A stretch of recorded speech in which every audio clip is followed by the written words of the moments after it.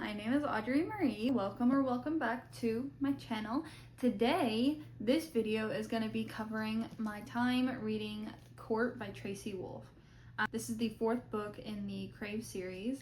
I have read the previous three books back to back just because of how these books have got me, and I cannot escape this world and these characters. I'm obsessed with everything about this series. The last book, Covet, literally made me cry at the end. So I'm excited to get into this book, continue in the world and the characters. Covet ended where they went back to Katmere Academy after this big fight and everybody is gone. They don't know what happened.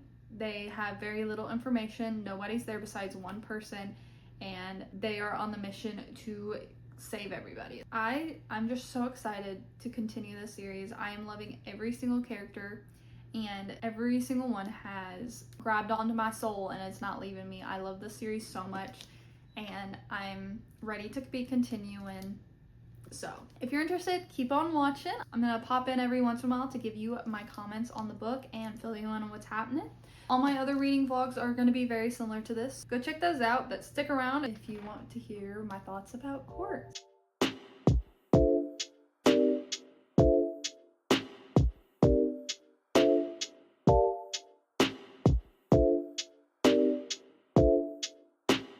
So it's been a couple days and I have made massive progress in Court.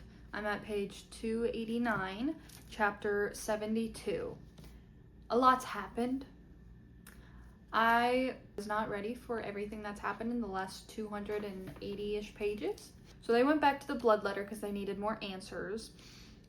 The green string that Grace has been like scared of or not purposely touching came into play this book like massively, and we come to find out that she's a daughter of a demigod, which is the blood letter, and it's one of the two sisters that created the paranormals and the humans in this universe.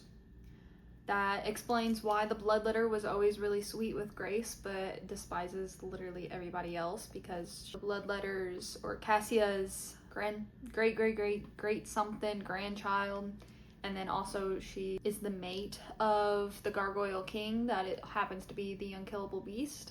So that explains why she's gargoyle and demigod. That was a big portion where I was absolutely stunned. There's a lot of backstabbing in this book, because Maurice in the beginning, the vampire doctor, backstabbed them. Supposedly Cyrus claims that Liam spilled information of her conversation with the Gargoyle King at the Gargoyle Court. He spilled that information and gave it to Cyrus, so now Liam's dead. She destroyed a lighthouse when she went to touch the green strand and was not scared of touching it, but then she destroyed it, so now Hudson is a proud owner of a lighthouse because of her doing that. That was pretty funny, but also kind of a scary moment because she didn't know what she was doing and just kind of exploded. They got captured by Cyrus, but they kind of just walked to his front door because Macy and a couple of them, it was mostly Macy, kept pushing of rescuing her uncle from the vampire court from Cyrus and the Katmere students. She kept pressing the issue. You can't just go in with a couple high school students or just graduated high school students against a massive army of vampires. And then there's also alliances with the other supernatural as well. So how do you expect just a handful of high school students to fight off Cyrus, who's been alive for thousands of years? Crazy to me that Macy was like, no, we gotta go save my uncle and the students, when there was no backup. So Macy and them just went in, got captured obviously, and then the ones that stayed back had to go and not even rescue them, they had to go and find them. So they went to the vampire court to see if they could save them, and obviously so far they haven't. They find out Hudson and Jackson actually has a sister that they didn't know about, which was crazy to me. Her name's Isadora. Crazy. And she also was part of the reason Liam died, because she's the siphon of all the magic that Cyrus is trying to get from all the students. We come to find out the crown actually strips magical abilities from whoever, and then Hudson asks Grace, once all this is done and over with, to take away his powers because Every single time he uses his powers, it takes a little piece from him, and he's scared that one day there's not going to be any pieces left of him to come back to Grace, which is heartbreaking to know that now, because Hudson is so sweet, absolutely amazing to Grace. Like, every single time she's close to a panic attack, he's there for her, always trying to help Grace figure out what's going on. But Cyrus has made a deal with Grace to get the Godstone from the Gargoyle Court. So they had to go into like the magical pause time realm that the Gargoyle Court is in to go get the Godstone. She was able to get all her friends to go with her, but also Cyrus made it where Isadora had to go with them.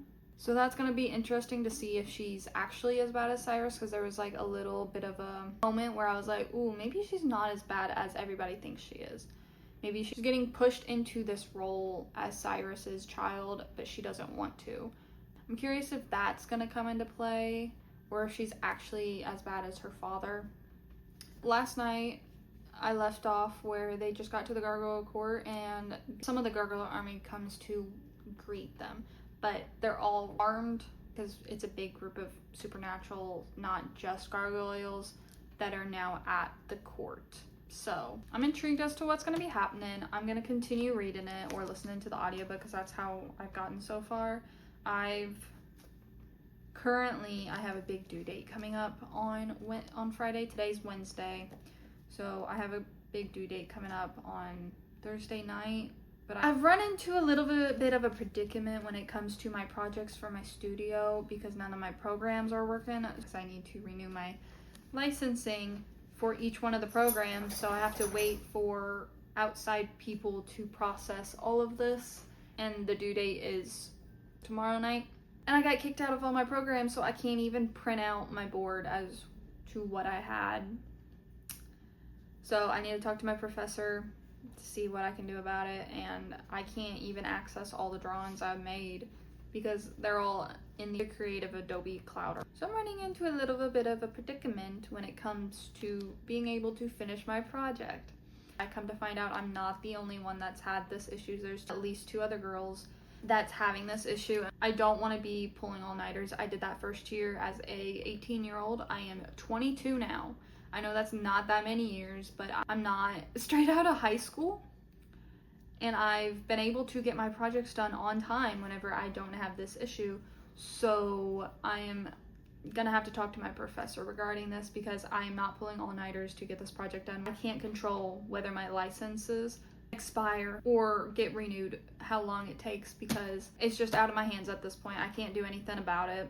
It's the first 6 weeks projects before my architecture thesis starts, so I'm not too worried about this project, because it's just the little project to get us ready for our thesis. So it's not that big of a deal compared to what my thesis project is going to be. Like, I haven't been obsessed with this project. I've done the work. I've been trying to get it all situated to be able to present, but the cards are not in my favor, and there's nothing I can do about it at this point. It took me a couple days to do a little bit of a recap. I haven't been feeling good. I've been working on this due date, but I kind of just got stuck. I'm going to continue reading and listening to the audiobook. I'm really enjoying this. It's just a little slower, because this is where the problem is bigger than just at the school.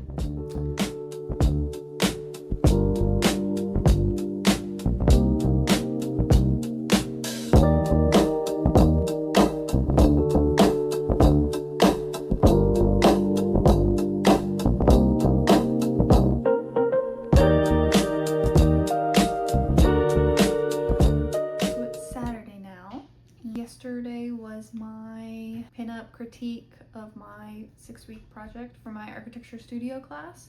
Yeah, that was an interesting time. It was a bit of a struggle, so I wanted to kind of treat myself because of that class and all the crap I put up with for that. So I wanted to go treat myself and chill for the day. So we stopped in the Books A Million because I wanted to see what they had. I didn't really plan on buying anything. You know how that goes. I just wanted to stop in, treat myself, see what they had. Me and my roommate went to the clearance area, and I'm in a fantasy mood because it's pretty much the beginning of fall, and I've been in a supernatural, paranormal, horror thriller mood recently. This cover has also caught my eye, and that is Pet Sematary by Stephen King. I have been intrigued by this. I have Firestarter by him. I haven't heard a whole lot about that book. I wanted to read that because of the movie that came out of that for Firestarter. But this one, I really like the cover. The cover of this book is really striking to me.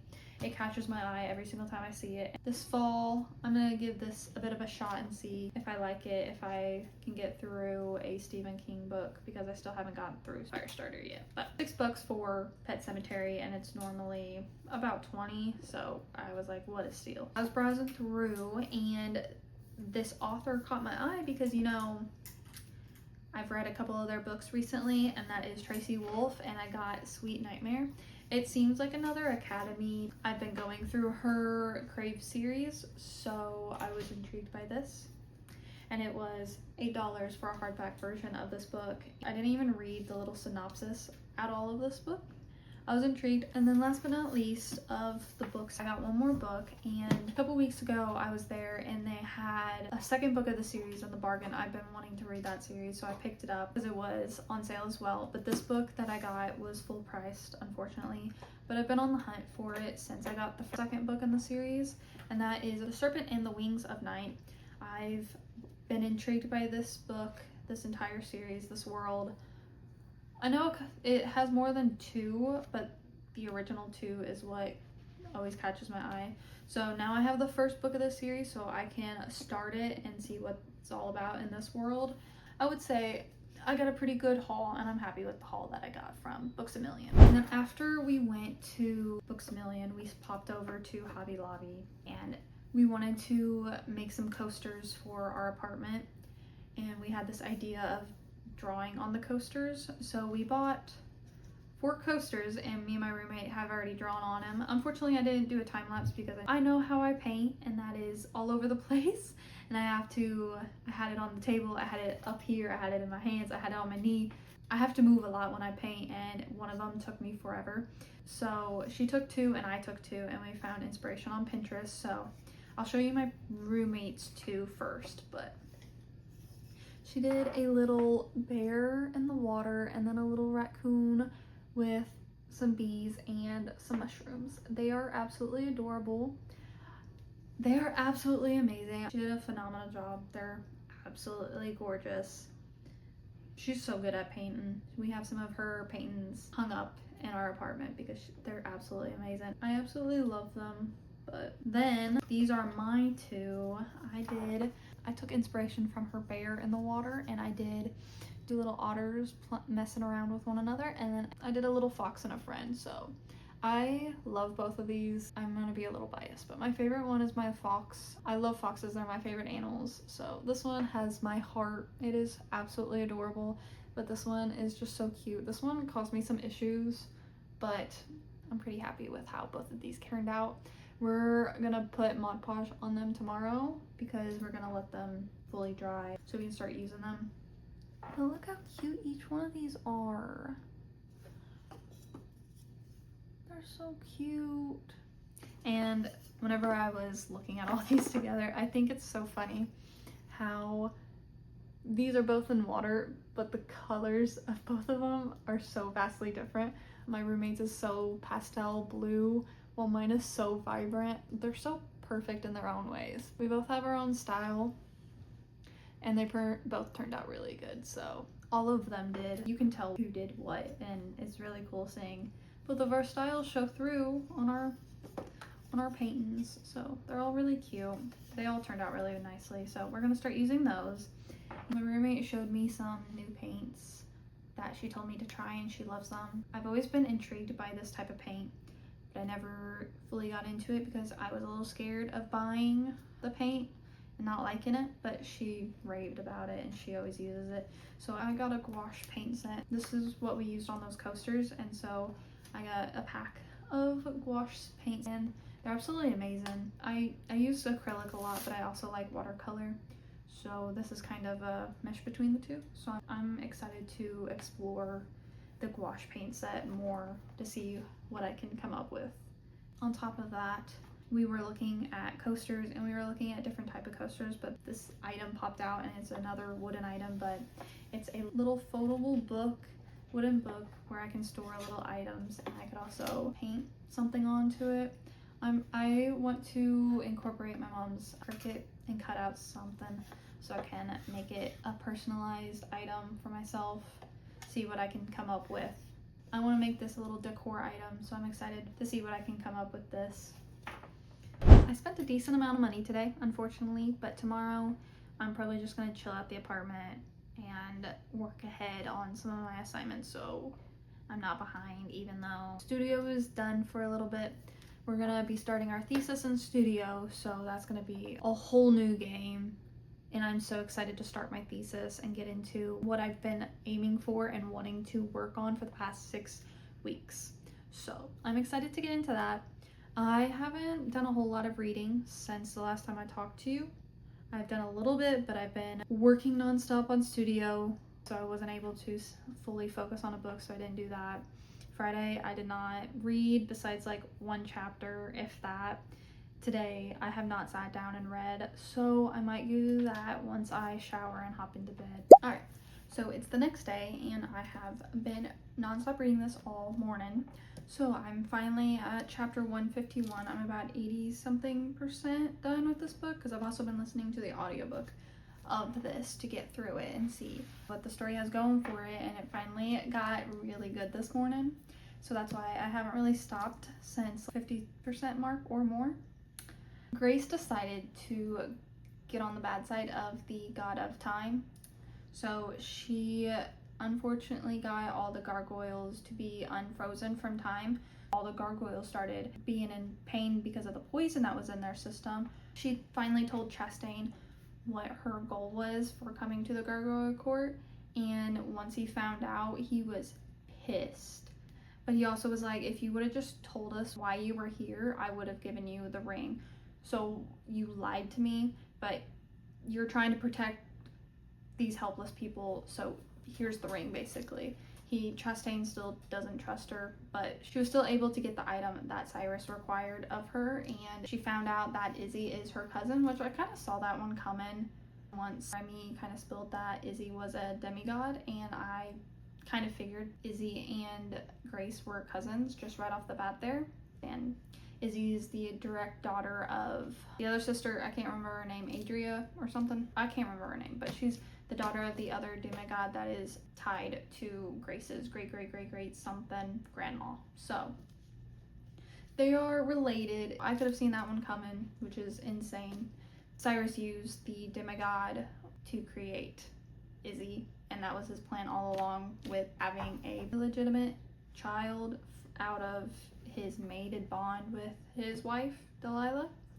So I'm hoping Izzy is going to come to the good side with Grace and all her friends. They went and did the trials for the Tears of Elios, and she got the antidote, thankfully, by the end of it, but Raphael and Byron died. Originally, we thought Mickey was going to die as well, but luckily he was able to be saved, and Grace was able to heal him. Jackson's friend group, that is all the vampires, is almost all gone now. So, because Liam died in this one earlier, Byron died, and Raphael died, and Mickey almost passed away as well. So I don't know what's going on between Jackson and Flint. Something is there. I don't know what bond they have going on, but I knew before all of the species war that's going on between all of them started, Flint and Jackson were really close friends. Now they're like extremely close, so I don't know what's going on there between the two of them. Like, Jackson freaks out whenever Flint gets injured. I really don't know what to expect between all that. It's just a really interesting connection between the two of them that I just want to point out. I don't know why or what's going on, but something's going on between Jackson and Flint, and I want to figure out what it is at some point. When they were stuck in time at the gargoyle court, Grace made a comment or talked with Hudson about how time passes, and she somehow realized that when she and Hudson were stuck in time in stone together, that more than 4 months might have passed between the two of them. I want to know actually how long that time frame was between the two of them. Maybe it was a couple years. I'm really curious, and that's why Hudson is unbelievably close with Grace, and why he was so heartbroken whenever she came back and Jackson and her were still mated. And I want her to remember what it was, and I want to be able to experience what happened between the two of them still. And that's like a constant thing in these books, where I want to know what happened in these 4 months or more they were in stone. We haven't even got to it, and even Grace has mentioned multiple times throughout these books that she wants to know what's happened between the two of them, because so much must have happened. So after they got the tears of Elios, she was able to take the antidote and cure the gargoyles, but Chastain doesn't trust her to be a good ruler, so he's not allowing all the gargoyles to reach her. So now they're going into the war with Cyrus, since he got the Godstone, without any backup. So it's just the students. I would like all the Katmere students to come and help them, but that would also cause more death. But I want them to have some form of backup to pop up, like possibly Chastain and the Gargoyle Court are an army coming to help her, even though he doesn't really like her, but still sees that even though she doesn't have the backing of anybody besides just the group of them, and she's still willing to fight for what she believes is right. So I'm hoping someone or a group of people is going to help them in the long run. I have literally 100 pages left. I'm excited to see what happens in the war, or in this fighting, because they went back to Katmere, and that's where all of this started. So it's weird going back, because in the beginning of the book, Jackson and Hudson completely destroyed Katmere. I want to know what happens between all of them, if Izzy finally turns good and joins her brothers and Grace in fighting against her god-awful father. And I want to see what happens. So I'm going to keep reading. Today's Monday now, and I finished Court last night. Oh my god, finally Cyrus is no longer a issue for Grace and Hudson. Gargoyle Court came at the very end in to help her, to show that they support her. That was such a sweet moment. I kind of figured this is what was gonna happen, but they like drained the entire group of them. But then because Grace is part of a demigod of chaos, she still had her magic. It was more magic or power than Cyrus needed to become a god or whatever. So she had magic still left in her, and then she was able to grab onto all these strings that connected her with all her friends and save them as well. All the power that was given from her collection of friends and family, she took it back from Cyrus and gave it back to them. So I'm really happy with this book. The ending though, whenever it said 3 months later and she was at college, and Hudson finally told Grace what he promised her with the promise ring all that time ago, and it was a little excerpt from a poem that was perfect for the moment, and he said, "I love you, Grace, till the sun grows cold and the stars are old." And in that moment, she remembered everything that happened between the two of them, all those 4 months they were in stone. So I'm excited to see what the next book is all about and where it goes from there, because in this one they were going to go see the Shadow Queen at the end, I think, to save Makai, because he was still poisoned or cursed by this bug that was in the trial for the Tears of Elios. So I'm excited to see what happens in the next book, where or how the next book's going to go, because of how to explain what happened to the two of them over those 4 months and how they're going to say Makai. I am loving this series so much. It's absolutely amazing and perfect for the fall time. It's getting me in the mood for fall weather and spooky season. So I'm really in a fantasy mood, so these are just absolutely perfect for me. I would like to say thank you all so much for watching. I really appreciate you for joining me for this period of reading Court by Tracy Wolff. I hope you all enjoyed the video. Until next time, thank you so much. Bye!